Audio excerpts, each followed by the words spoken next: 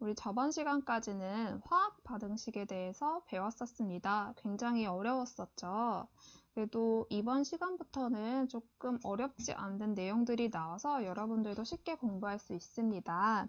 포기하지 말고 쭉 공부를 이어가도록 할게요. 그리고 오늘은 선생님이 조금 시간을 짧게 해가지고 수업을 할 테니까 여러분들도 더 편하게 공부를 했으면 좋겠습니다. 바로 학습 목표 읽어보겠습니다. 화학 반응이 일어날 때 질량이 보존됨을 설명할 수 있다. 우리는 오늘 요거를 배울 거예요. 자, 그래서 이러한 질량이 보존되는 것, 화학 반응이 일어날 때 질량이 보존되는 것을 우리는 질량 보존 법칙이다 라고 하는데요. 이거 나중에 배울 겁니다. 얘를 우리는 모형을 이용해서 설명할 수 있습니다. 자, 여기까지 학습 목표니까 우리 이 목표를 이룰 수 있도록 한번 공부해 보도록 할게요. 교과서는 26페이지입니다. 26페이지 3단을 한번 볼게요. 우유 그림이 있죠. 여러분들 초등학교 때 우유 많이 먹었었나요? 네, 우리 우유를 제 시간에 먹지 않으면 우유가 어떻게 돼요? 네, 상하죠.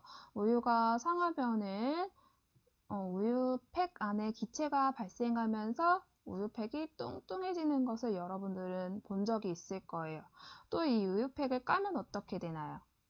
안에 덩어리들이 막 생겨 있죠. 네, 우유가 상하면 기체가 발생하고 덩어리가 생깁니다. 그러면 선생님이 여기서 질문을 할게요. 이 상한 우유는 원래 우유에 비해서 질량이 더 많이 나갈까요? 여러분들은 실제로 저울에 대고 우유의 질량을 재본 적이 없죠. 그러면 오늘 이 물음에 대해서 한번 여러분들이 답을 찾아 나가 보도록 할게요. 자, 우유가 상하면 질량은 어떻게 될까요? 네, 수업을 시작해 보도록 하겠습니다. 네, 일단은 영상을 먼저 볼 건데요. 우리가 무엇을 공부할 건지 개념 영상을 보도록 하겠습니다.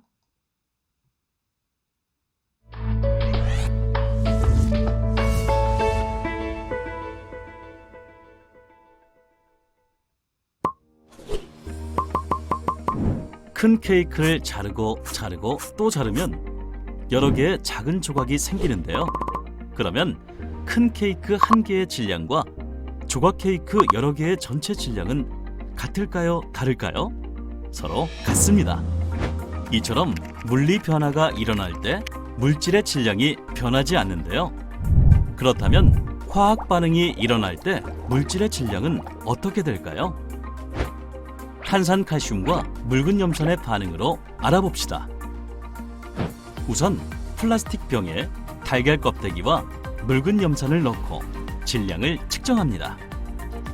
그 다음 플라스틱 병을 기울여서 달걀 껍데기와 묽은 염산이 반응하게 하고 질량을 측정합니다. 탄산칼슘과 묽은 염산이 반응하기 전과 후의 질량은 어떤가요? 질량이 변하지 않죠? 화학 반응이 일어날 때 반응물의 총 질량과 생성물의 총 질량이 같은데 이를 질량 보존 법칙이라고 합니다.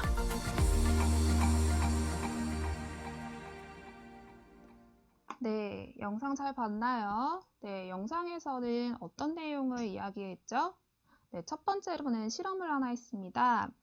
달걀 껍데기에 묽은 염산을 가했더니 둘이 화학 반응에서 기체가 생겼었죠. 그랬는데 반응하기 전과 후에 총 질량은 같았다는 것을 우리는 실험을 통해 확인하였습니다. 그래서 이러한 것을 우리는 질량 보존 법칙이다 라고 말한다고 여기 영상에 나왔습니다. 한번 내용을 같이 보도록 할게요. 자, 이제 우리가 아까 방금 영상에서는 기체가 생성될 때, 화학 반응에서 기체가 생성될 때 질량이 보존되는 것을 확인하였죠. 그러면 이번에는 다른 반응에서도 질량이 변하지 않을까? 이것을 확인해 보도록 할게요. 여러분들은 교과서 지금 26페이지 하단에 보면은 실험이 나와 있습니다.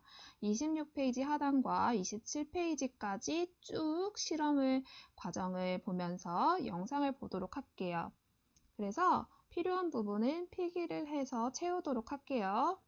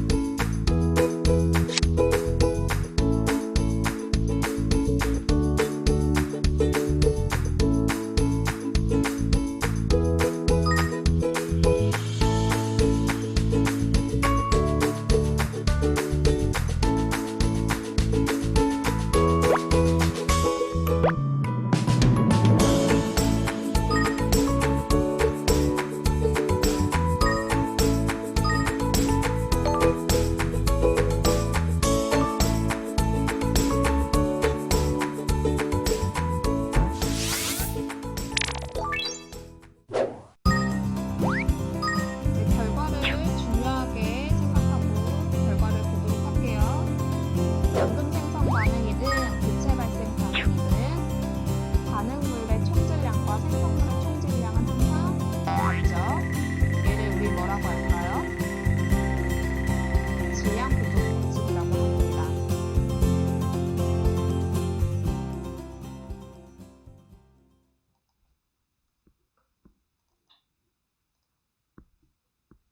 실험을 다시 한번 선생님이랑 같이 보도록 할게요.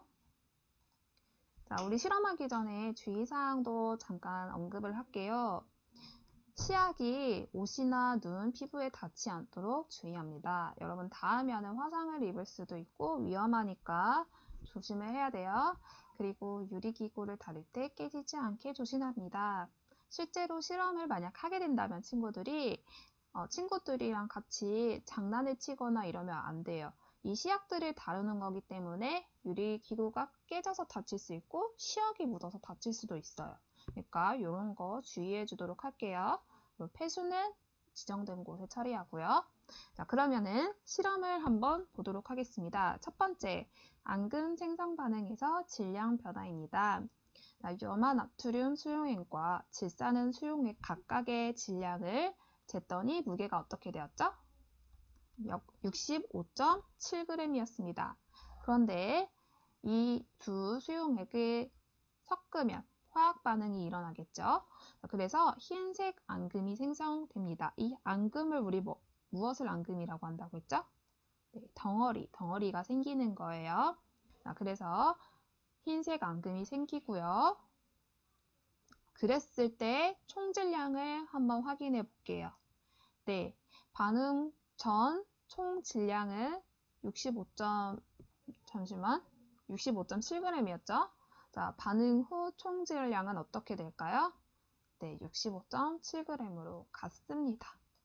네, 앙금이 생성돼도, 덩어리가 생성돼도 그 질량이 늘어나지 않았죠. 네, 다음 실험 볼게요.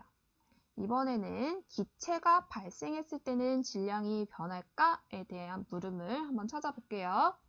첫 번째는 플라스틱병에 탄산칼슘을 넣습니다. 그리고 유리병에는 묽은 염산을 넣을게요. 그래서 사진이 있습니다. 이 플라스틱 병 안에 묽은 염산이 담긴 유리병을 놓고요. 총 질량을 측정해 보도록 할게요. 그랬을 때 질량은 47.3g입니다. 그런데 얘네들을 섞게 되면 화학 반응이 일어나겠죠. 화학 반응이 일어나면서 기체가 발생합니다. 이때 기체가 발생하면은 질량은 어떻게 될까요? 47.3g에서 변했을까요?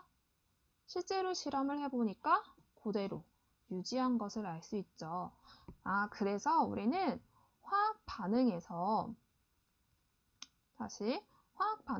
앙금이 생성되든 기체가 발생하든지 상관없이 무조건 반응 전 반응물의 총질량과 생성 후 생성물의 총질량은 같다라는 것을 알 수 있죠. 자, 그래서 정리하기를 보도록 하겠습니다. 여러분은 교과서 27페이지 하단에 보면 정리하기 되어 있죠?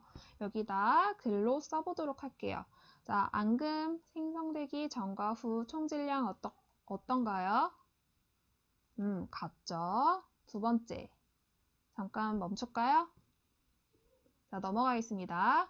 2번, 자, 탐구 2에서 기체가 발생해도 발생하기 전과 후의 총질량은 어떤가요? 네, 같습니다. 네, 여기까지 잘 써주세요. 자, 그래서 마지막으로 한 번에 말을 한다면 앙금이 생성되거나 기체가 생성되는 것과 같은 화학 반응이 일어나면 분리변화와 같이 반응물의 총질량과 생성물의 총질량은 같다. 이렇게 정리할 수 있겠네요. 자, 요것도 교과서에 쓸 수 있을까요? 자, 선생님 넘어갈게요. 여러분들은 직접 일시정지 눌러가지고 쓰면 됩니다. 자, 그래서 우리가 화학 반응이 일어날 때 반응물의 총질량과 생성물의 총질량이 같다. 요거를 어떤 법칙이라고 한다고 했죠? 한번 기억해 보세요. 질량 보존 법칙이라고 합니다. 기억할 수 있을까요? 네, 질량 보존 법칙을 화학 반응이 일어날 때 반응물의 총질량과 생성물의 총질량이 같다. 이런 걸 말하는 것입니다. 우리는 교과서 28페이지 한번 보도록 할게요. 28페이지에 보면은 질량 보존 법칙이 왜 성립하는지 그 까닭은 무엇일까 하는 글이 있죠. 우리가 여기까지만 공부를 해보도록 하겠습니다. 모양으로 설명할 수 있는데요. 이건 넘어가고 예를 보도록 할게요. 28페이지 하단에 여러분도 같은 그림이 있죠. 네, 염화 나트륨과 질산은의 반응을 한번 모형으로 나타내 보도록 할게요. 염화 나트륨은 Na, 나트륨 이온과 Cl, 염소 이온이 같이 있는 형태입니다. 자, 질산은은 Ag, 은 이온과 NO3라는 질산 이온이 함께 붙어 있는 형태예요. 그런데 얘네들이 화학 반응을 하면은 AgCl, 연마은이라는 앙금과 NaNO3 이런 질산 나트륨이라는 이온들이 같이 붙어 있는 수용액이 만들어지는데요. 여러분들 지금 염화나트륨 질산은 질산 나트륨 이런 거에 초점을 맞춘다기보다는 지금 이 알갱이들을 하나씩 봐볼게요. 자, 반응 전에 염화나트륨이라는 것과 질산은 안에 있는 알갱이들을 한번 볼까요? 자, 나트륨이라는 알갱이, 나트륨 Na+라는 알갱이는 몇 개 있어요? 한 개 있죠. 자, 반응 후에 나트륨 이온 알갱이는 한 개 있죠. 변하지 않았습니다. 자, 염소 이온 볼게요. 자, Cl- 요 이온이 오른쪽으로 가도 한 개만 있습니다. 네, 염소 원자가 뭐 사라지거나 더 추가되지 않았죠. 자, 그러면 그 다음으로 넘어가서 은 이온을 볼게요. 은 원자가 지금 여기는 한 개 있습니다. 알갱이가. 자, 반응 후에 볼까요? 반응 후에도 한 개만 있어요. 은 원자가 생성되거나 사라지지 않았어요. 질소 원자, 산소 원자도 마찬가지로 종류나 개수가 변하지 않았어요. 화학 반응이 일어나서 얘네들이 막 섞여요. 자, Cl-가 Ag랑 붙고, 은이온이랑 붙고, 이렇게 배열이 조금씩 바뀌기는 하지만 전체적으로 원자의 종류랑 개수는 달라지지 않기 때문에 원자들의 총 질량은 어떻게 될까요? 네, 같죠? 쌤이 말이 길었나요? 그러면 이제 표를 함께 채워보도록 할게요. 제가 쌤이 처음에도 설명을 드렸어요. 방금 설명을 드렸어요. 자, 반응 전에 나트륨 원자, 염소 원자, 은 원자, 질소 원자, 산소의 원자 개수를 세면은 11113 이렇게 나오고요. 반응 후도 마찬가지입니다. 그래서 정리를 하자면 반응 전 원자의 종류 및 수는 반응 후 원자의 종류 및 수와 같다. 따라서 반응 전후 물질의 질량은 같다. 이렇게 세 개를 나눠서 한번 써보도록 할게요. 됐나요? 네, 이제 여러분들 다 했습니다. 화학 반응이 일어날 때 질량 보존이 성립하는 까닭을 이야기해보자. 방금 다 이야기했습니다. 방금 한 얘기를 다시 풀어서 또 쓰면 됩니다. 자, 어디서부터 말하면 좋으냐면 그 전에 이야기도 써도 되지만 화학 반응이 일어날 때 원자의 종류와 수는 변하지 않는다. 그래서 그 원자들의 질량, 총 질량은 변하지 않겠죠. 즉, 그 물질의 총 질량은 변하지 않습니다. 그래서 반응 전, 반응 후 물질의 질량은 변하지 않고 같습니다. 이게 질량 보존 법칙인 거죠. 네, 오늘은 수업을 여기까지 할게요. 좀 쉽죠? 자, 바로 정리만 하고 끝내도록 할게요. 자, 같은 말 또 반복입니다. 자, 원자의 종류랑 수는 변하지 않으므로 총질량은 변하지 않습니다.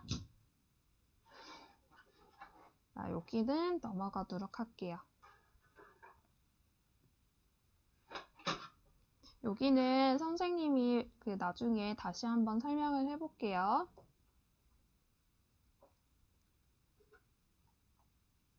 자, 우리 도입했을 때 처음에 우유에 대해서 이야기를 나눴었죠? 그럼 우유가 상하면 질량은 어떻게 될까요? 여러분들 이제는 말할 수 있을까요? 자, 우유가 상하면 우유팩 안에서 기체가 발생하고 덩어리인 앙금이 생성되지만 결국 질량은 어떻게 돼요? 변하지 않습니다. 왜요? 질량 보존 법칙 때문이겠죠. 자, 여기까지 여러분들 잘 이해할 수 있었나요? 그러면 우리 교과서에 스스로 확인하기 문제를 함께 풀어보도록 할게요. 자, 여러분들 먼저 한번 풀어보세요. 네, 선생님이랑 함께 답을 확인해 볼게요. 자, 화학 반응이 일어날 때 반응물의 총 질량과 생성물의 총 질량은 같은데 얘를 질량 보존 법칙이라고 한다. 여러분 맞았나요? 네, 두 번째 문제 한번 볼게요. 화학 반응이 일어날 때 물질을 구성하는 원자의 종류와 수가 변하지 않으므로 질량 보존 법칙이 성립한다. 우리 아까 원자 모형을 그려가지고 하나하나 개수를 세봤죠. 자, 강철솜이 연소하여 생성된 산화철은 강철솜보다 질량이 큽니다. 요 문장만 봤을 때는 질량 보존 법칙이 성립하지 않네요 라고 할 수 있어요. 그런데 다시 한번 생각해 볼게요. 강철솜이 있는데 자, 얘는 철이라고 생각하면 됩니다. 철을 연소시키면 선생님이 글로 써줄게요. 자, 이렇게 불을 가열해가지고 연소시키면 자, 강철솜, 강철솜? 산화철, 맞아. 연소했으니까 산화철. 얘가 왜 이럴까요? 다시. 자, 산화철이 생깁니다. 자, 근데 요 강철솜의 질량보다 산화철의 질량이 늘어났네 라고 생각할 수 있지만 여러분들 자, 연소할 때는 요 강철 말고 또 무엇이 필요하죠? 네, 산소가 필요해요. 연소할 땐 산소가 같이 반응한다는 거 알고 있죠? 그러니까 우리가 얘의 질량을 잴 때 반응물들의 총 질량을 잰 게 아니라 강철솜 하나만의 질량을 쟀기 때문에 강철솜과 산화철을 비교해서 질량이 늘어났네 라고 생각하는 거예요. 실제로는 산소랑 강철솜의 질량을 다 합쳐가지고 얘네들의 질량을 잰다면 그 전과 후에 반응 전과 후에 반응물의 총합과 생성물의 총질량은 같게 됩니다. 네, 그래서 글로 한번 보도록 할게요. 네, 길죠?